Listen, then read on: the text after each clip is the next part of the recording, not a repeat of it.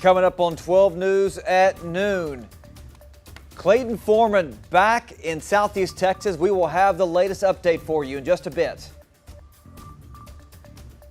Plus, tensions are high as two heads of states meet face to face after President Biden's promise to confront President Putin about cybersecurity threats. And a meeting to discuss voting rights between Vice President Harris and lawmakers behind a stunt that left voting bills in the dust.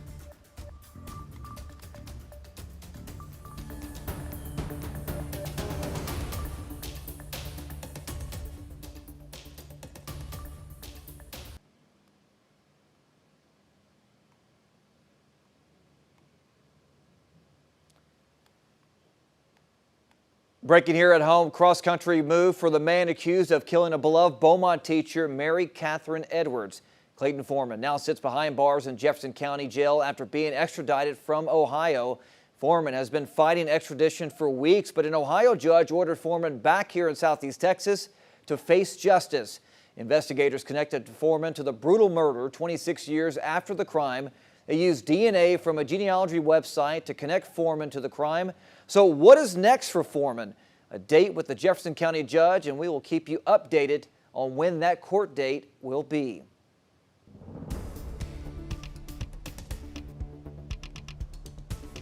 And good afternoon. Thanks for tuning in to 12 News at noon. I'm Nick Canizales. Well, 12 News storm trackers still have their eyes on the Gulf, and we haven't seen any developments just yet. Let's get an update now on your forecast with Jeff Gerber. Jeff, what are we looking at?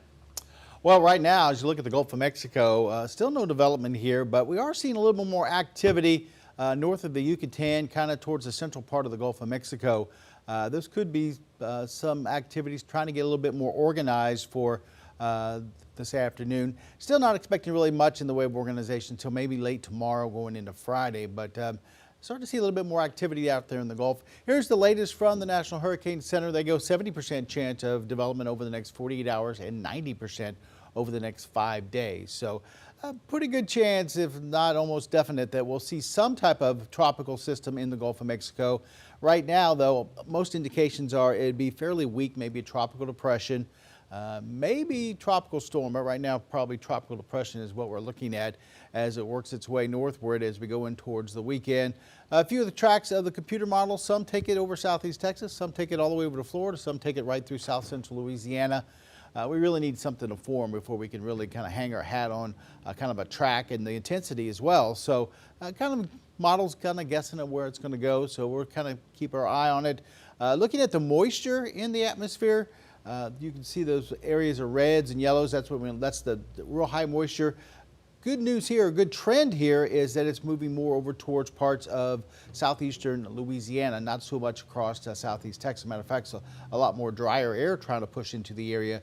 Looks like as we head towards the weekend across Southeast Texas. So right now, everything's trending, looks like a little bit more towards the east, but we're going to have to wait and see. We'll give you more on the Gulf of Mexico and more of your forecast for today and the next 7 days coming up in just a little while. Well, 12 News is your hurricane headquarters, and our team is working around the clock to keep you updated. For the latest forecast, you can text hurricane to 409-838-1212, and we'll send you everything you need to know right to your cell phone.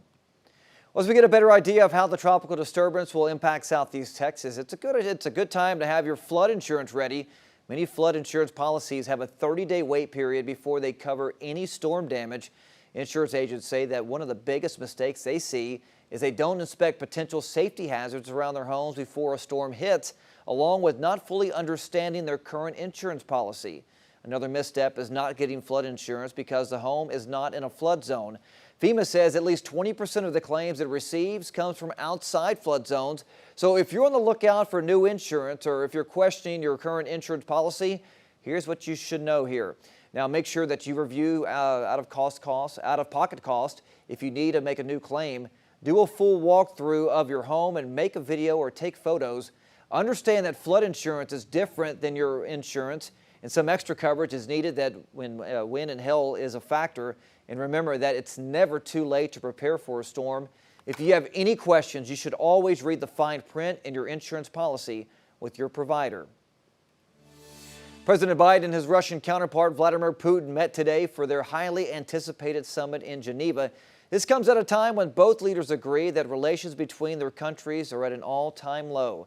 NBC's Monica Alba has more. The talks between Presidents Biden and Putin are underway now, and they could last anywhere from 4 to 5 hours. In their first meeting, it was a smaller group with the U.S. Secretary of State Blinken joining, in addition to the Russian Foreign Minister Sergei Lavrov. After that, they will expand to a much larger delegation before concluding with individual press conferences on site at the Parc Lagrange here in Geneva. We do know that President Biden plans to confront President Putin on a range of issues, including the cyber attacks, ransomware, Ukraine aggression, human rights abuses, and many other things, as well as trying to seek some areas of cooperation, though the expectations are quite low and they don't expect any grand outcomes or breakthroughs from this summit. The two men, of course, have met once before face-to-face 10 years ago when Joe Biden was vice president and when Vladimir Putin was the prime minister. This is the first time they're meeting, though, of course, as equal counterparts, presidents on the world stage. Monica Alba, NBC News, Geneva. Vice President Kamala Harris is set to host a meeting at the White House with the Democratic state lawmakers who killed Texas Republicans' priority elections bill in the regular session.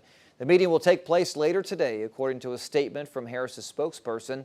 The White House didn't immediately share which lawmakers would attend, but the House Democratic Caucus tweeted a list of 10 legislators who, it said, would be there. And last night, Vice President Harris organized a dinner for her female colleagues in the Senate. Senators Deb Fischer and Debbie Stabenow were among the bipartisan group that attended the event. They shared these photos on Twitter, including a close-up of the menu, which featured roasted mahi-mahi with veggies and strawberry pastries with ice cream for dessert. All 24 female senators were invited to the event. It was the first time Vice President Harris has hosted lawmakers at the Washington, D.C. residence since moving into her new home in April. Texas politics now. Beto O'Rourke is coming to Beaumont today.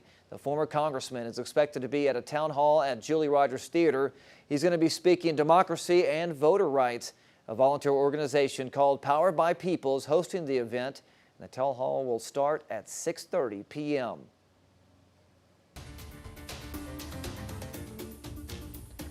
A shooting left a Beaumont man dead overnight. Officers were sent to the 4400 block of Magnolia in Beaumont's north end for a reported shooting around 3 o'clock this morning. Officials found 53-year-old Claude McField in the middle of the road suffering from gunshot wounds. Now, the victim was pronounced dead at the scene. No word on a motive, but a witness did give a description of the suspect. This is an ongoing investigation, and if you have any information on the crime, you can contact Beaumont Police at 409-832-1234 or Southeast Texas Crime Stoppers at 409-833-TIPS. A 60-year-old Beaumont man is charged with intoxication manslaughter. Investigators say that Stephen Morgan hit a guardrail on Highway 96 just south of Silsbee earlier this month, causing 80-year-old Jerry Pomeroy to crash. Now, Pomeroy later died at the hospital. Morgan is now behind bars in the Tyler County Jail on a $500,000 recommended bond. Testimony continues today for the trial of a Beaumont man charged with aggravated robbery in Port Arthur. Prosecutors say that Jordan Spiller and 2 others invaded a woman's apartment in 2019. A second victim knocked on the door during the home invasion and was forced inside at gunpoint. The 3 suspects allegedly stole items from the home while a woman hid in the bathroom to call the police. Cicely Aguilar is facing a judge today in Waco. She's charged with tampering with documents and conspiracy to tamper with documents. Aguilar wants her case dismissed. Now, in response, supporters of Vanessa Guillen plan to protest today outside the federal court. Aguilar is the estranged wife of the soldier accused of Guillen's murder. He killed himself while under investigation.